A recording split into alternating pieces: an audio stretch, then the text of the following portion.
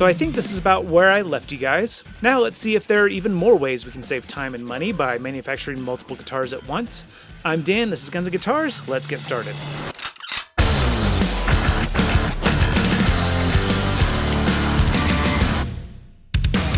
So I had asked your guys' opinion on this headstock because I really liked it, but I thought it would be hard for some people to accept. And the general consensus is actually that you guys really like it too. The one bit of criticism that I consistently got from you guys is that you think this upper tuner peg is at too steep of an angle. The reason why I did it steeper was just so that it's easier for tuning. You don't have to keep your wrist at a funky angle while you're twisting the tuner key. It's a lot more ergonomic, but I see what you guys are saying. So I think I'm gonna split the difference on the angle and try to match it up with these a little bit, and I think that'll be a fair compromise. So you remember in my last video I mentioned that one of these basses is having a different neck profile. The person who pre-ordered this one requested the headstock design from my Great Guitar Build-Off, which a lot of you guys had mentioned that was my best headstock design, that you like the new one, but you think that one was better. The reason why that's not a standard feature on these builds is because it's really labor intensive, and I told you guys that I was trying to keep these at a specific price point so that they are affordable. So this person agreed to pay a premium to have that feature. So that's why I'm doing it. But as you can see, I don't really have a template for this setup yet, and more importantly, I have to modify this headstock so that it's thick enough to accommodate the sideways tuners, or sidewinder tuners as I'm calling them. And so I'm going to have to glue on an extra piece of wood. So what I was going to do is I was going to leave this headstock design exclusively for when I start hand making my own necks. So if you guys want to pay a premium to get a 100% made by me guitar neck and body, then you will get that headstock with the sidewinder tuner feature. Because as long as I'm making the neck from scratch, I can make it in such a way that I won't have to adapt it to work for this style of headstock. I can just make it that way from the beginning.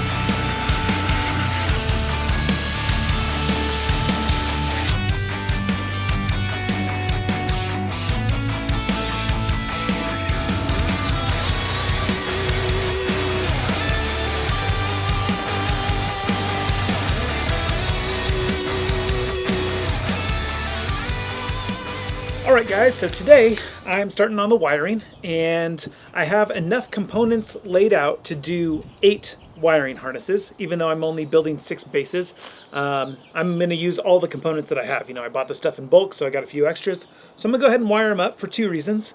One, because I'm going to be taking more pre-orders of these bases as soon as they are done, so I'll already have 2 in the queue. And 2, even though I sell my wiring diagrams for my bases, some people have requested that I offer pre-wired harnesses for my wiring diagrams as an option for people who don't have the soldering skills that they wish that they had. So when I'm done wiring up all these bases, I'm going to go ahead and list 2 pre-wired harnesses for sale on my website and just see what happens. If it seems like there's a demand for it, then I will make more. But first things first, I'm going to go ahead and give all my components a nice bath in some Deoxit D5. This is my secret weapon to make sure that these components aren't scratchy and they are preserved for life. Anytime I've ever sprayed a component with this stuff, and make sure that it's been really saturated, it's never become scratchy in its entire life. This stuff is not that expensive, and for me, that's kind of a worthy investment. And then what I'm going to do after I'm done cleaning and lubricating all these components and they have a chance to kind of dry up a little bit,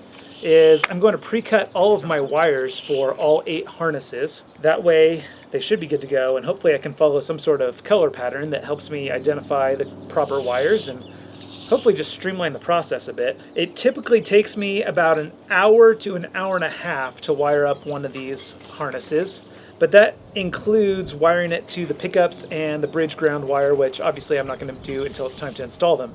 So we're just going to see what kind of time I can save just by wiring them all at once together here.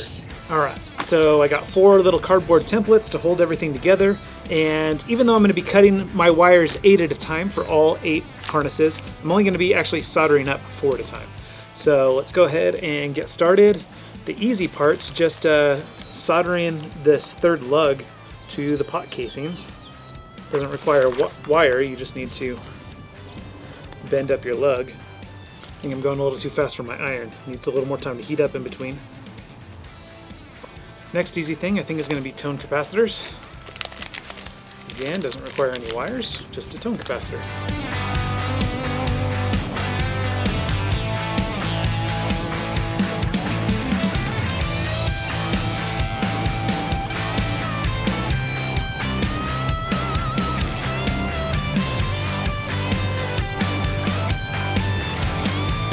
All this time I've been sanding in tight spaces like here, and here, here, here, with my own 2 hands like a sucker. Never again. Check this guy out. They call this a finger sander. Never even knew this existed until I saw one on King Bespoke Creations channel. King Bespoke? King Bespoke? I'm not sure how you pronounce that. Anyway, saw Chris using one, and man, this is a game changer. Not sponsored by Wen. This is actually my first Wen tool, so we'll see how long it lasts. But for 35 bucks, to save my fingers, to save my arm strength, hands down, best investment I've made all year. You guys know how much I hate sanding. And it's not because it takes a long time, it's because it's just not fun. And this makes it a lot more fun. All right, you see all these nasty tool marks left by the sanding flap disc? We're gonna erase those like a freaking magic eraser.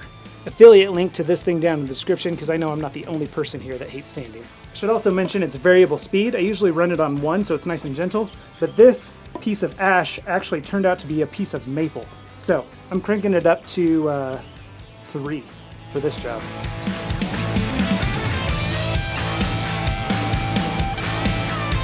So much better.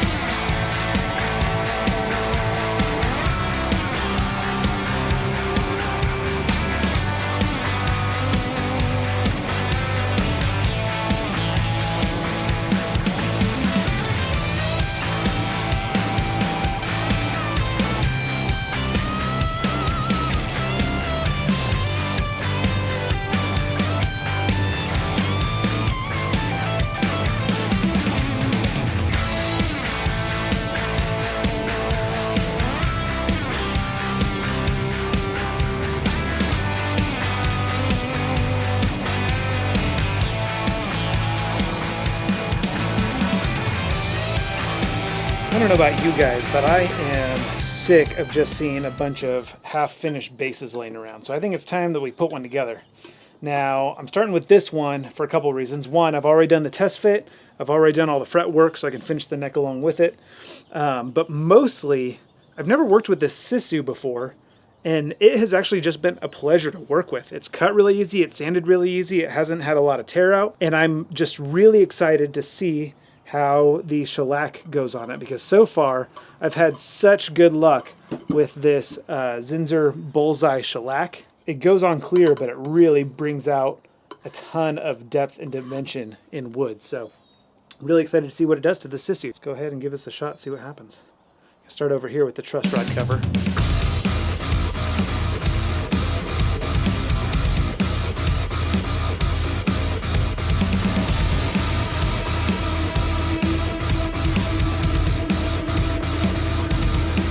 Now on the neck, I'm not going to do the fretboard in shellac. I'm just only going to use True Oil on that. I am just going to shellac the headstock and the neck.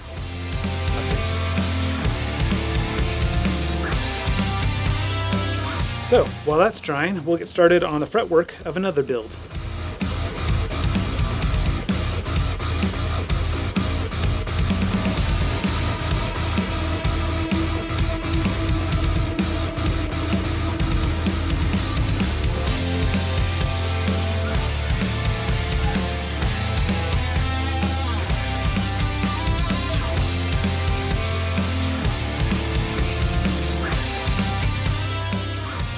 After an hour to cure, did some fretwork. Now it's time to just lightly buff it with some steel wool, and then we'll put on some true oil.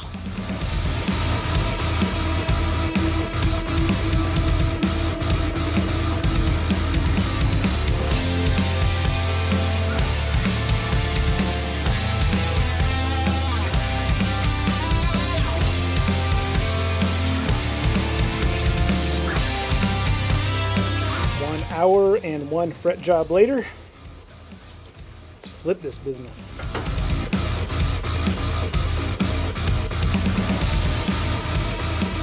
So I've been back and forth on this one. Pickguard, no pickguard, pickguard, no pickguard. The trouble is I really like the shape of the pickguard, and sometimes that overrules the look of the wood. But I think for this one, I think I'm gonna go with no pickguard because the wood just looks absolutely beautiful.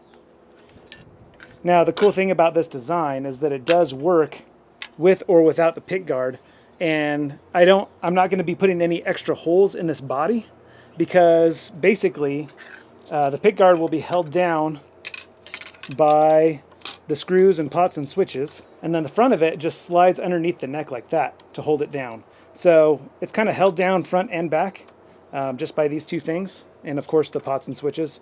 So pretty easy to take off, and it won't leave any extra holes in the base. So I think I'm going to go ahead and leave this one off, and I'll let the person who bought this base decide if they want to use it or not. So the person who purchased this base gave me full creative liberty over how it comes out. He was just like, I bought the slab, you take care of it. And as a result, he's getting a free upgrade. I'm trying these out, mostly because I just want to know if they're any good. These are wound, again, to my specs from my local custom shop. And as you can see, it's a humbucking pickup. So it may not sound so much like a jazz bass, it might sound more like a double P bass, as these two coils are wired in series, more like a P pickup.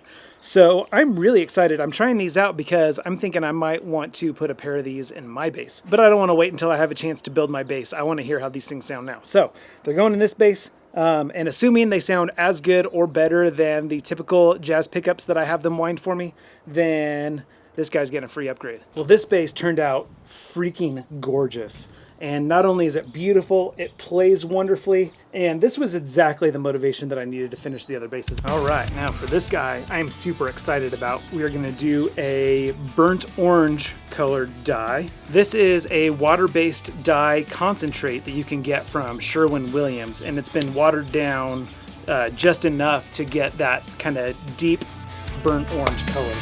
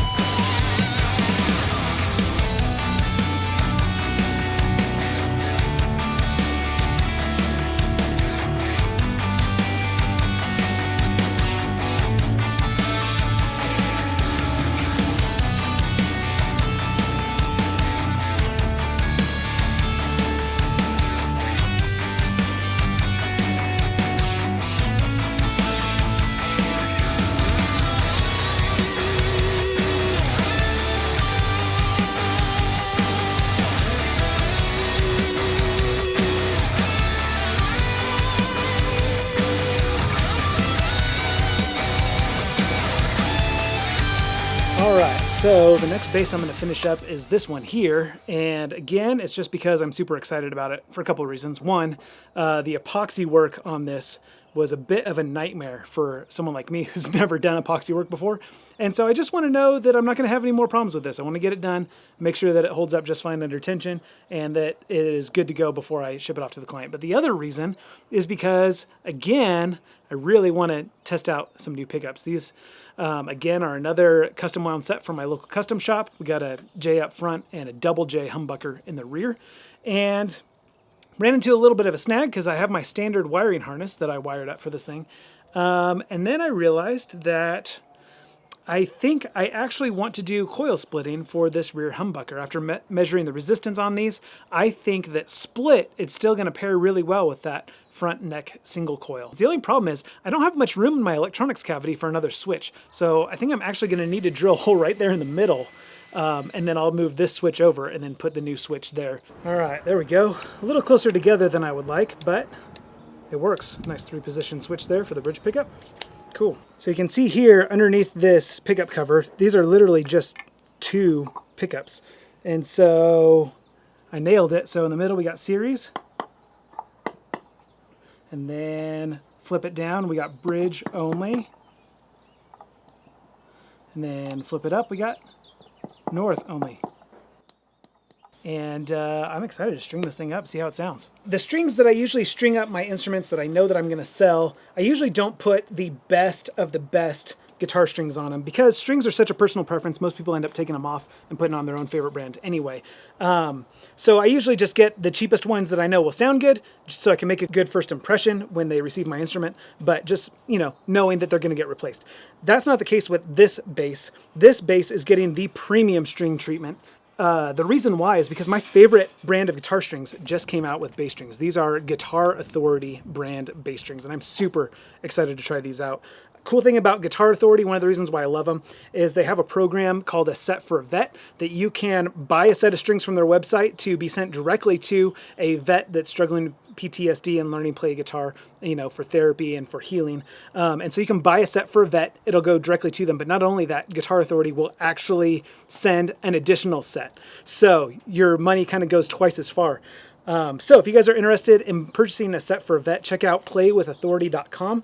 And I'm actually working with Guitar Authority on a custom line of guitar strings to my specifications, which I'm really excited about. That's how much I love these strings. So the owner is a solid dude and just has a real heart for helping people. And so if you guys are interested in trying Guitar Authority strings, check out playwithauthority.com. You can use coupon code Guns and Guitars. I think that saves you $5 off an order of $20. So on $20, that's 25% off. That's a really good deal. And that counts if you want to buy a set for a vet as well. So super cool. Highly recommend it. Just premium strings. They sound amazing. They last a really long time. And the owner is just a real solid dude. So definitely check it out. Playwithauthority.com. I'm going to film a real quick tone test of these basses that I have finished for you guys. I wish I was able to put together like a more well thought out demo, but I've got so many basses to finish, I just don't have time. So this is what you get. And I'm very interested in hearing what these jazz bass humbucker pickups sound like. All right, let's make sure we're in tune. This already sounds way different than I expected. Let's hit record so you guys can hear what I'm hearing.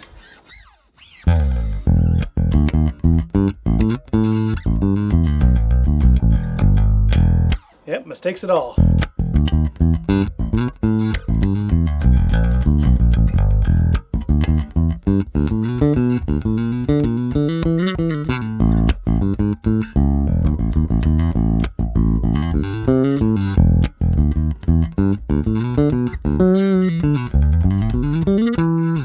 Yeah, so already this doesn't sound like a double P bass. This sounds like a jazz bass. It's a lot brighter than I expected. I thought humbuckers would be a bit duller. Here, let's just listen to that neck pickup.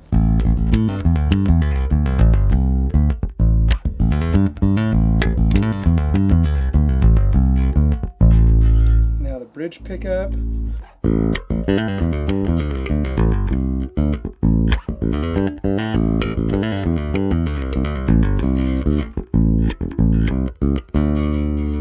Both together. And then in series. They're serious. And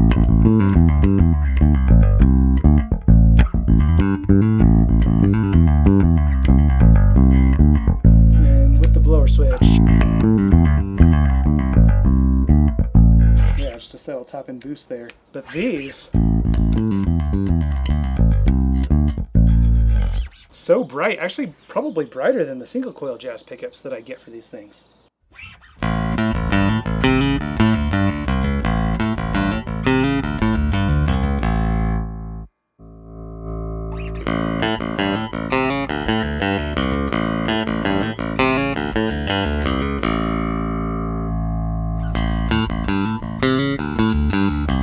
Let's see if it slaps.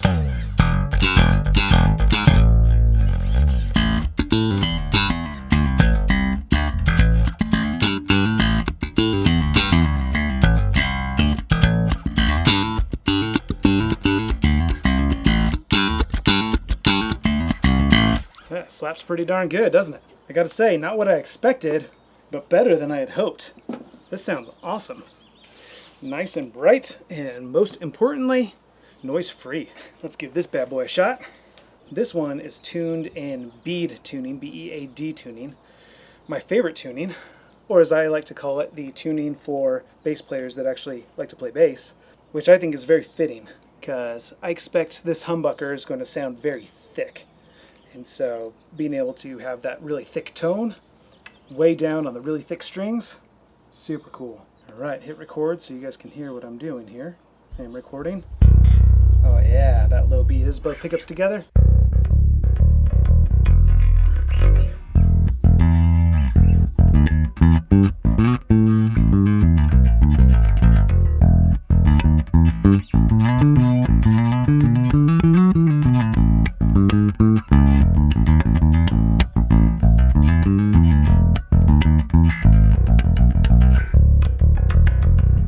Yeah, all right. So neck only.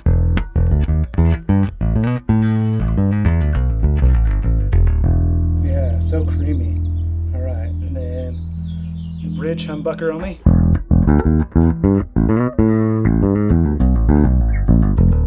Yeah, listen to that growl. Okay, let's see. South coil split.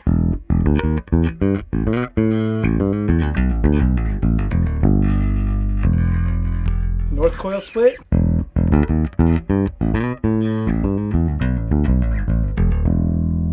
Cool. Let's do, so both pickups together.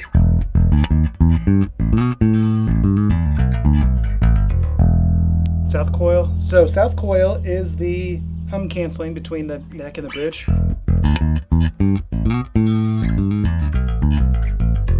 Yeah, it sounds more like a jazz bass. I love that. So north coil. Yeah, you can hear there's a little bit of hum.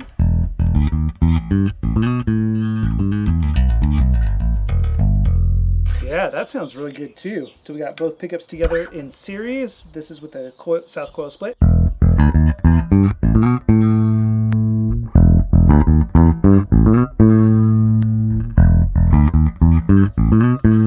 Cool, some really cool tones in there. And then, let's see, does it slap?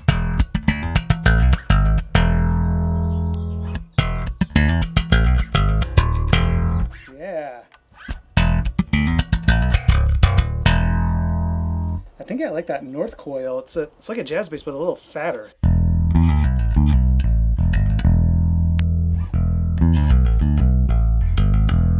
mean, that sounds really killer too. Gosh, what a cool bass. So many tones. Oh, I didn't do any pick. Okay, let's see.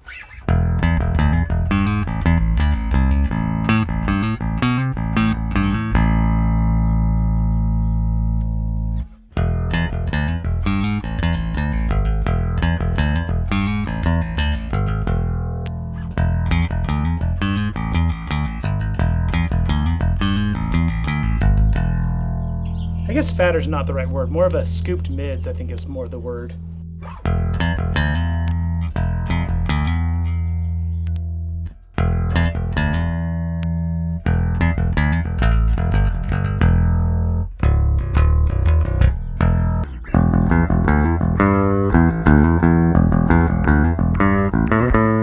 Yeah, I like that.